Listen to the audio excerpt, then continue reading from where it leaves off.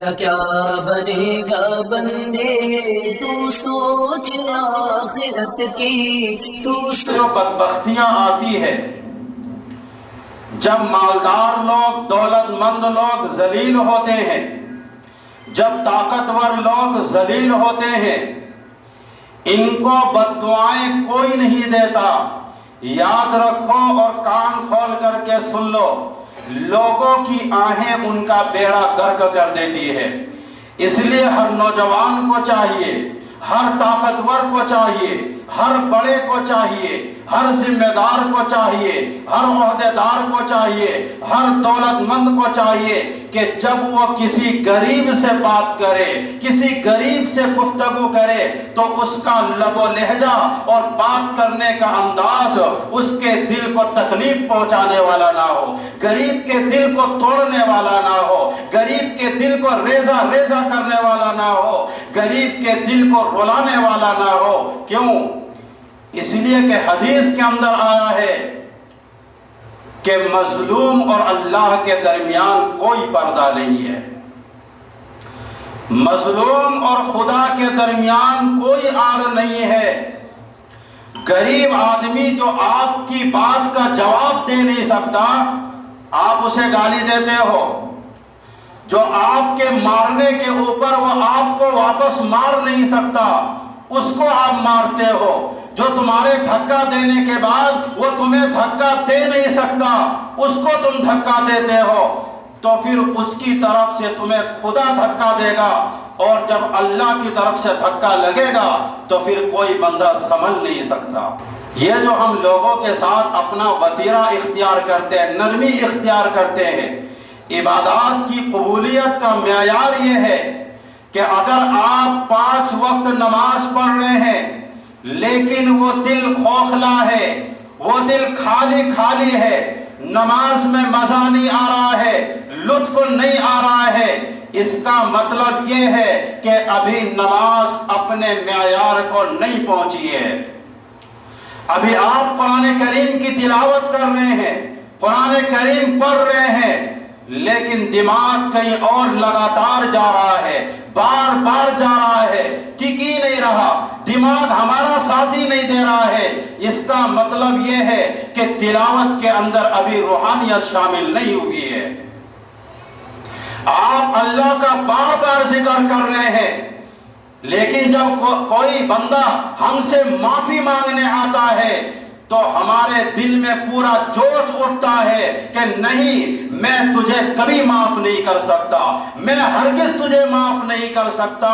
اس کا مطلب یہ ہے کہ ابھی آپ کے عبادات اپنے معیار کو نہیں پہنچی ہے۔ پرانی رنجشیں بار بار یاد آتی ہے، پرانی تکلیفیں اور پرانی دشمنیاں بار بار یاد آتی ہے۔ اس کا مطلب یہ ہے کہ آپ کے عبادات نے ابھی اپنا رنگ دکھانا شروع نہیں کیا۔ عبادات کے باوجود زبان میں بڑی سختی ہے، اور ہر آنے والے سے معاملہ بڑا سخت ہے، اور لوگ آپ سے گھبراتے ہیں کہ کہیں اگر ان کے سامنے میں آ گیا تو کہیں یہ میری بے عزتی نہ کر دے۔ تو اس کا مطلب یہ ہے کہ ابھی آپ کی نماز معراج تک نہیں پہنچی ہے، ابھی قبولیت کی طرف نہیں جا رہی ہے۔ آپ کا سارا کام، سارے کے سارے عبادات کھوکھلا ہے، اللہ کے نزدیک پہنچنی نہیں رہی ہے، بات ہی نہیں بن رہی ہے۔ اور ایک بات یاد رکھیے کہ کسی بندے کو ذات اور برادری کی بنیاد پر نہیں پہچانا جاتا۔ اللہ کے رسول صلی اللہ علیہ وسلم نے ذات اور برادریوں کو توڑا ہے۔ محمد رسول اللہ صلی اللہ علیہ وسلم نے چھوا چھوت کو ختم کیا۔ محمد رسول اللہ صلی اللہ علیہ وسلم نے انسانیت میں برابری کا پیغام دیا۔ اب بھی اگر کوئی یہ سمجھتا ہے کہ میں دوسرے کو ذات اور برادری کے معیار پر تولوں گا تو پھر اس سے بڑی بیوقوف کوئی اور نہیں ہے، کیونکہ تمام کے تمام انسان ایک برابر ہے۔ یہ کس طرح ممکن ہو سکتا ہے کہ آپ دوسرے کو صرف مذہب کی بنیاد پر یہ کہہ دیں کہ یہ غلط ہے، یا دوسرے کی برادری کی بنیاد پر یہ کہہ دیں کہ یہ غلط ہے؟ اللہ تبارک و تعالیٰ پورے عالم کا رب ہے، اور جب محمد رسول اللہ صلی اللہ علیہ وسلم کو بھیجا تو پورے عالم کے لیے رحمت بنا کر کے بھیجا، صرف مسلمانوں کے لیے رحمت بنا کر کے نہیں بھیجا۔ اگر کوئی بندہ آپ سے مطالبہ کرتا ہے تو آپ اپنے معیار کے مطابق جواب دیا کریں، اور آپ کا معیار کیا ہے یہ آپ کو طے کرنا ہے۔ اگر کوئی بندہ آپ سے سلام کرتا ہے اور آپ اس سلام کو دھتکار دیتے ہو، انکار کر دیتے ہو، سلام کا جواب نہیں دیتے ہو، اس کا مطلب یہ ہے کہ آپ کا معیار سب سے نیچے درجے کا ہے۔ اگر کوئی آپ سے سوال کرے، آپ سے بھیک مانگے یا آپ سے قرضہ مانگتا ہے، اور آپ کے جیب میں رقم ہونے کے باوجود آپ یہ سوچتے ہیں کہ میں اس کو کچھ بھی نہیں دوں گا، میں اس کی بالکل مدد کر ہی نہیں سکتا، تو اس کا مطلب یہ ہے کہ آپ کا معیار کنجوسوں والا ہے، آپ کا معیار بخیلوں والا ہے۔ اگر کوئی بندہ آپ سے معافی طلب کرتا ہے، معافی مانگتا ہے، اور معاف کرنے کے باوجود آپ یہ کہتے ہیں کہ نہیں میں اس سے بدلہ ضرور لوں گا، ہر حال میں اس سے بدلہ لوں گا، تو اس کا مطلب یہ ہے کہ آپ کا معیار ظالم والا ہے۔ کنگار میں ایک حکیم صاحب کے پاس ایک شخص گئے اور اس نے کہا کہ مجھے فلاں تکلیف ہے، تو حکیم صاحب نے کہا کہ ہاں کام تو بن جائیں گے، لیکن اگر خالص شہد مل جائے تو پوری منڈی میں گھما، لیکن ان دنوں میں خالص شہد کہیں بھی نہیں ملا۔ کسی نے کہا کہ سلطان محمود غزنوی بادشاہ کے دربار میں پہنچ جاؤ، کیونکہ بادشاہ کے خزانے میں ساری چیزیں رہتی ہے۔ اس نے اپنی ایک چھوٹی سی ڈبی لیا اور محمود غزنوی بادشاہ کے دربار میں پہنچ گیا۔ آپ بادشاہ کوئی بھی ہو، بادشاہ سے تو لوگ بہت کم ملاقات کر پاتے ہیں، تو بادشاہ کا جو خادم تھا، جو غلام تھا ایاز، ان سے ملاقات ہوئی۔ اس نے جا کر کے کہا کہ مجھے تھوڑا شہد چاہیے، کیا تم مجھے شہد دے دو گے؟ تو ایاز چونکہ بادشاہ کا خادم تھا، اس نے کہا کہ ہاں شہد تو خزانے میں بہت پڑا ہوا ہے، مال خانے میں بہت چیزیں رکھی ہوئی ہے، لیکن آپ یہاں رک جاؤ، ایک بار میں بادشاہ سے پوچھ لوں، اگر اس کی اجازت مل جائے تو پھر میں آپ کو دے سکتا ہوں، ورنہ تو میں یہاں کا خود ملازم ہوں۔ وہ بندہ باہر کھڑا ہو گیا، ایاز سلطان محمود غزنوی کے پاس گیا اور کہتا ہے کہ بادشاہ سلامت، ایک شخص باہر کھڑا ہے، اس کو شہد چاہیے، اور آج کل کا موسم ہے کہ شہد ملتا ہی نہیں، اور ہمارے خزانے میں شہد رکھا ہوا ہے، اگر آپ کی اجازت ہو تو یہ اس کی ڈبی ہے، یہ اس کا چھوٹا سا برتن ہے، اس ڈبی کے اندر شہد ڈال دے۔ تو سلطان محمود غزنوی بادشاہ نے ایاز کے کندھے پر پیار سے اپنا ہاتھ پھیرا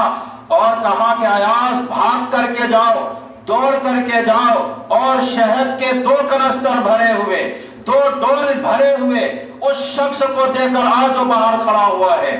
2 خادم لے جاؤ، ان سے اٹھواؤ۔ شہد مانگنے آیا تھا تھوڑا سا، لیکن بادشاہ کتنا دے رہا ہے؟ 100 کلو، ایک کنستر ایک ڈول میں 50 کلو کر کے تھا، تو کہا کہ 2 کنستر پورے دے کر کے آ جاؤ۔ تو ایاز نے بڑی حیرانی سے کہا کہ بادشاہ اس کو 1 ڈبی کی ضرورت ہے، اس کو 1 ڈبہ شہد چاہیے، آپ تو اس کو 2 کنستر دینے کی باتیں کر رہے ہیں۔ تو محمود غزنوی بادشاہ نے کہا کہ ایاز وہ اپنی حیثیت کے مطابق مانگ رہا ہے اور ہم کو اپنی حیثیت کے مطابق دینا ہے، وہ اپنی ضرورت کے مطابق مانگ رہا ہے اور ہم کو اپنے اوقات کے مطابق دینا ہے۔ یہ معیار جب تک مکمل نہیں ہوگا، عبادات پائے تکمیل کو نہیں پہنچتی ہے، عبادات عرش الہی تک نہیں پہنچتی۔ کیا سمجھتے ہیں کہ آپ نماز پڑھتے رہو اور باہر غریب پر ظلم کرتے رہو، مسکینوں پر ظلم کرتے رہو، ان کا حق دباتے رہو، اور آپ یہ سمجھو آپ کی نماز اللہ کے عرش تک پہنچ رہا ہے؟ ایسا کبھی نہیں ہوتا۔ دیکھو بادشاہ، اس زمانے کے بادشاہ بھی اللہ سے اتنا ڈرتے تھے، اور آج ہمارے پاس کیا کچھ پیسے آ گئے کہ ہمارے دلوں کے اندر اتنا گھمنڈ، دماغوں کے اندر اتنا گھمنڈ کہ ہم غریبوں کو، مسکینوں کو اپنے قریب پھٹکنے بھی نہیں دیتے، ہم ان سے پوچھتے بھی نہیں، اپنے دسترخوان میں اس کو بیٹھا کر کھلانا بھی پسند نہیں کرتے، شادی بیاہ میں ان کو دعوت دینا پسند نہیں کرتے۔ یہ تو تمہاری اوقات ہے کہ اللہ نے آپ کو کیا چند رقم دے دیے کہ آپ نے غریبوں کو بھلا دیا، جبکہ حدیث میں آتا ہے کہ غریب اور کمزوری کی وجہ سے تمہیں رزق دی جاتی ہے۔ یہ جو لوگ خطائیں کر بیٹھتے ہیں، غلطیاں کر بیٹھتے ہیں، یہ کیوں کر بیٹھتے ہیں؟ میں آپ کو بتاتا ہوں، بد دعائیں اثر نہیں کرتی جلدی۔ اگر بد دعائیں اثر کرنے لگ جائیں تو پھر دنیا میں کوئی بڑے لوگ بچے نہیں، کوئی ظالم لوگ دنیا میں بچے نہیں۔ پتہ نہیں کس کس کے دشمن روزانہ کس کے لیے بد دعائیں کر رہے ہوتے ہیں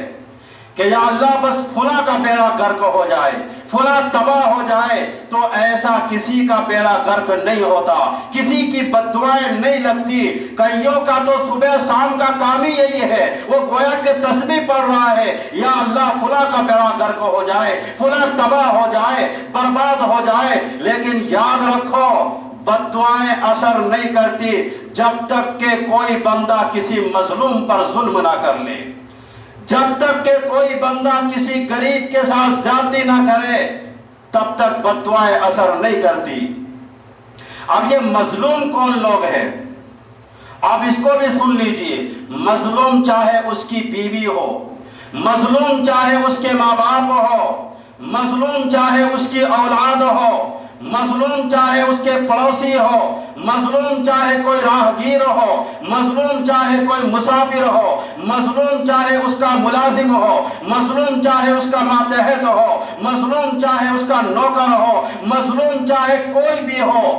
کہنے کا مطلب یہ ہے جو پاور میں اس سے کم کا ہو، جو اس کے آگے جواب نہیں دے سکتا، جو آپ کے سامنے چپ ہے۔ مظلوم کہتے کس کو ہے؟ مظلوم کہتے اسی کو ہے جس کی چلتی نہیں۔ آپ کہو کھڑا ہو جاؤ تو وہ کھڑا ہو جائے گا، آپ کہو بیٹھ جاؤ تو وہ بیٹھ جائے گا، آپ کہو تم کھا نہیں سکتے وہ کھا نہیں سکتا، کیونکہ اسے پتا ہے، وہ ڈرتا ہے اگر وہ کھا لیا تو تم اس پر تشدد کرو گے، تم ظلم کرو گے۔ تمہارے ظالم ہونے کے بارے میں ان کو پہلے سے پتا ہے، کیونکہ وہ مظلوم ہے۔ اگر آپ ان کو گالی دے کر کے چلے جائیں گے، وہ آپ کو جواب نہیں دے سکتا۔ کئیوں کے جو بڑے بڑے گھرانوں کا چراغ بجھ گیا، دیا بجھ گیا، وہ کیسے بجھ گیا اور کیوں بجھ گیا؟ بد دعاؤں کی وجہ سے نہیں بجھا۔ اور کئی لوگ کیوں لا علاج بیماری میں مبتلا ہو گئے؟ ساری چیزیں تھی ان کے پاس، مال و دولت سب ہے، لیکن اب بھی وہ لا علاج بیماری میں کیوں مبتلا ہے؟ کئی لوگوں کا اچھا خاصا کاروبار چلتا ہوا، صحیح سلامت کاروبار چلتا ہوا، آج کیوں ٹھپ پڑ گیا، کیوں بیٹھ گیا؟ وجہ یہی ہے کہ ہم نے مظلوموں کے ساتھ زیادتی کی ہے، ہم نے غریبوں کے ساتھ ظلم کیا ہے، جس کا نتیجہ آج یہ لوگ بھگت رہے ہیں۔ قرآن کریم کے اندر اللہ نے فرمایا وَيْلٌ لِكُلِّ ہُمَزَةٍ لُمَزَةٍ، ویل ہے، ہلاکت ہے، تباہی ہے، بربادی ہے ان لوگوں کے لیے جو دوسروں کے عیبوں کو تلاش کرتے ہیں، پھر اس عیب کو دوسروں کو بتاتے ہیں، پھر اس عیب کے ذریعے اس کی بے عزتی کرتے ہیں، دوسرے کو ڈراتے ہیں، دھمکاتے ہیں، پھر دوسرے کو چار لوگوں کے سامنے ایک مجلس میں اس کو آواز دے کر کہتا ہے اے فلاں تم نے یہ گناہ کیا تھا، وہ سامنے والا خاموش ہے کیونکہ اس سے یہ غلطی ہوئی ہے۔ یہاں بات گناہگاروں کی نہیں ہو رہی ہے، یہاں بات گناہگاروں کی بے عزتی کی ہو رہی ہے، کیونکہ اللہ تبارک و تعالیٰ نے ہر ایک کو منصف نہیں بنایا، ہر ایک کو اللہ نے جج نہیں بنایا، ہر ایک کو اللہ نے وکیل نہیں بنایا، ہر ایک کو اللہ نے مفتی نہیں بنایا، ہر ایک کو اللہ نے عالم نہیں بنایا کہ کوئی بھی بندہ آئے اور فیصلہ کر دے، کوئی بھی آئے اور مسئلہ بتانا شروع کر دے۔ ہر ایک کو اللہ نے یہ طاقت نہیں دے رکھی ہے۔ ہر کوئی بندہ تھانے دار نہیں بن گیا کہ وہ طے کرے گا کہ سڑک پر کون کہاں کھڑا ہوگا اور کون کھڑا نہیں ہوگا۔ تو اللہ تبارک و تعالیٰ نے ہر ایک بندے کو تھانے دار نہیں بنایا کہ وہ تھانے داری کرتے رہے، گلیوں کے اندر، محلے کے اندر، بازاروں میں، سڑکوں میں جب ایسے لوگ کسی مظلوم پر زیادتی کرتے ہیں تو وہ کہاوت ہے نا، جب گناہ گھاؤ سے بھر جاتا ہے، جب ایسے مظلوم کی آہ نکلتی ہے، اور کئی مرتبہ ماں کی آہ نکل جاتی ہے، اور کئی مرتبہ جن کو ستایا جاتا ہے، غریب، مسکین، مظلوم، یتیم، محتاج، جب ان کی آہیں نکلتی ہے، اور کئی بار غریب پڑوسی کی آہیں نکل جاتی ہے، اور کئی بار راہ چلتا ہوا پریشان حال مسافر جب جاتا ہے اور راستے میں ہمارے سے ٹکرا جاتا ہے، ہمیں پتا ہے کہ ہماری گاڑی کروڑوں روپے کی نہیں ہے، لیکن پھر بھی ہم اس کے ساتھ بے عزتی کرتے ہیں اور ہم کہتے ہیں کہ ہماری گاڑی کروڑوں روپے کی تھی، تم نے نقصان کر دیا۔ جب ایسے بندے کی آہ نکلتی ہے تو پھر اس کا سب کچھ کھسک جاتا ہے، اور پھر آہ نکلتے ہی اس کا معیار بھی طے ہو جاتا ہے کہ یہ بندہ کس درجے کا ہے۔ اول ترین مہنگے کپڑے میں ضروری نہیں ہے کہ سفر کرنے والا اچھا ہو، کسی کی خوبصورتی اور اچھے کپڑے سے معیار طے نہیں ہوتے، اس کی زبان، اس کی آنکھوں کی شرم و حیا، غریب کے ساتھ محبت، مظلوم کے ساتھ ہمدردی، اپنے ماں باپ کے ساتھ اچھا برتاؤ، یہ اس کا معیار طے کرتا ہے کہ اس بندے کا معیار کیا ہے۔